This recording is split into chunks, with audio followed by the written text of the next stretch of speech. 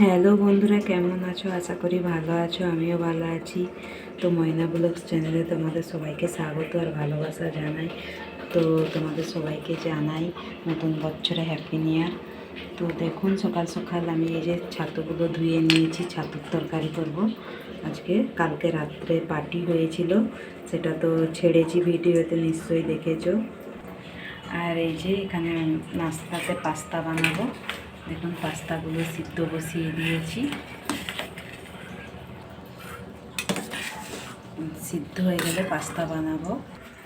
আজকে কিন্তু মেঘলা মেঘলা করেনি, রোদ উঠেছে, এই যে দেখতে পাচ্ছ। দেখুন, আমি এটা লাগিয়েছি, বড় হচ্ছে আস্তে আস্তে। এদিকেও একটা লাগিয়েছি। তো চলো দেখা যাক ফ্রিজের মধ্যে কি আছে। পাস্তার জন্য কি কি লাগবে আমি দেখছি। বেশি কিছু দেবো না, তো সিমলা মির্চ দেবো। এই যে সিমলা মির্চ,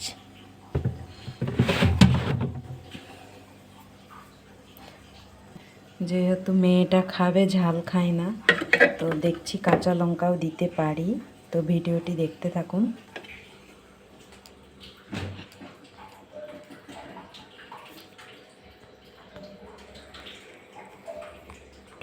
এই যে পাস্তা সিদ্ধ হয়ে গেছে, এই যে জলটা ছেঁকে নিয়েছি।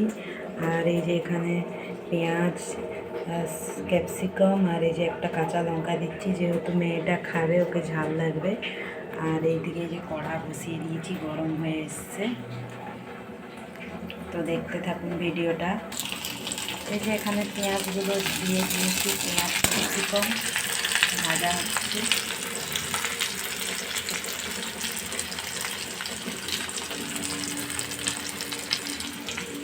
আর এই যে এখন এগুলো কেটে নেবো আস্তে আস্তে।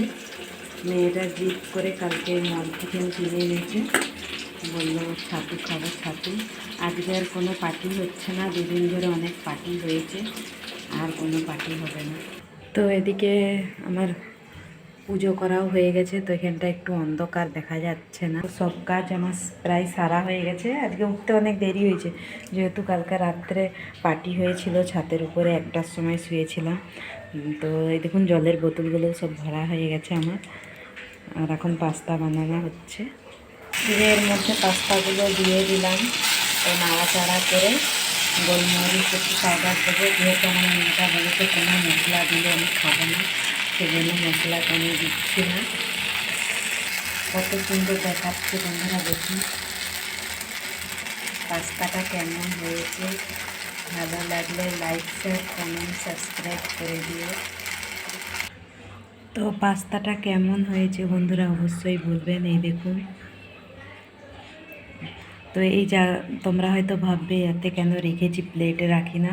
তো মেয়েটা এখনও শুয়ে আছে, যেহেতু কালকে রাত 1টা তক পার্টি করেছে ছাদের উপরে, পিকনিক পার্টি, বছরের শেষ দিন বলে।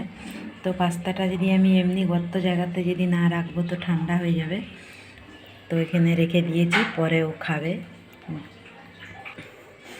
দেখছেন, আমি এই জায়গাটাতে ভিডিও বানাই, শর্ট ভিডিওগুলো এখানটায় মোবাইল রেখে করে আমি বানাই। এই দেখুন, এই জায়গাটাতে আমি বানাই। চলো যাওয়া যাক রান্নাঘরে। তো চলো বন্ধুরা, তো ভিডিওটি এখানেই শেষ করছি। তাদের সবাইকে হ্যাপি নিউ ইয়ার, নতুন বছর ভালোভাবে কাটুক। Tata, bye bye.